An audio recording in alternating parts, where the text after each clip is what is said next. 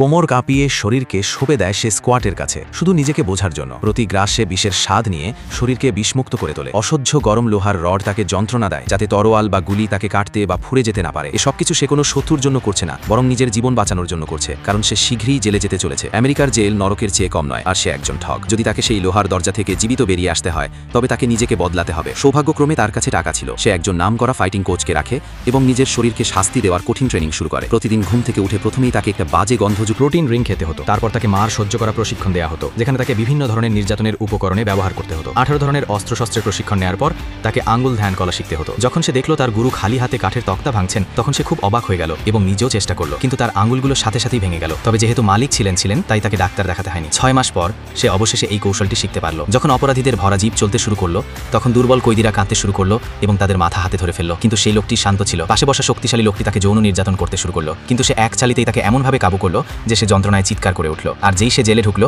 সে 300 কিলোর জেলের সর্দারকে চ্যালেঞ্জ করে বসলো। জেলের সরেই তার শার্ট খুলে 500 কিলোর শরীর দেখালো এবং ভারী পায়ে সেই লোকটির দিকে এগিয়ে গেল। কিন্তু লোকটি হঠাৎ ঘুরে গেল এবং তার দুর্বল জায়গায় একটি জোরদার ঘুষি মারল। তারপর পর 3টি আঘাত করলো। জেলের সর্দার ঘুরে ঘুষি মারতে গেল, কিন্তু একটা জোরদার চড় খেয়ে সে দয়া ভিক্ষা চাইতে লাগলো। তারপর কোয়াং ভাই তার প্যান্ট টেনে নামিয়ে দিল এবং 1000 বছরের মারের মতো একটি আঘাত করলো। কোয়াং ভাইয়ের আঙ্গুলগুলো এতটাই শক্তিশালী যে তা কাঠের তক্তাও ভেদ করতে পারে। সে সামনের শক্তিশালী বাহু ধরে দড়ির মতো মোচড়ে দিল, যার ফলে তার আঙ্গুলের গাঁটগুলো বিকৃত হয়ে গেল। জেলের ভেঙে পড়ে কাঁদতে লাগলো। কোয়াং ভাই জেলের শক্তিকে নিজের অধীনে নিয়ে এলো। এরপর অশ্বয়েদ গ্যাংয়ের সর্দার এলো, কিন্তু সে তাকে তাড়িয়ে দিল। অশ্বয়েদ গ্যাংয়ের সদস্যরা তাকে ঘিরে ফেললো, কিন্তু কোয়াং ভাই স্বচ্ছন্দে তাদের মোকাবেলা করলো। তার মুষ্টিগুলো বাতাসে উঠছিল এবং তার হাতে ভাঙা মোছার ডান্ডা যেন একটি চটপটে ড্রাগনের মতো হয়ে উঠল। শাওলিন ডান্ডা কৌশল এবং নন ছুরির সংমিশ্রণে চোখের পলকে সমস্ত গুন্ডা পরাস্ত হয়ে গেল। অশ্বয়েদ গ্যাংয়ের সর্দার ঘাবড়ে গেল, কিন্তু কোয়াং ভাইয়ের এক ঘুষিতে তার সোনার দাঁতগুলো উড়ে গেল, আর এরই সাথে জেলের নতুন রাজা জন্ম নিল।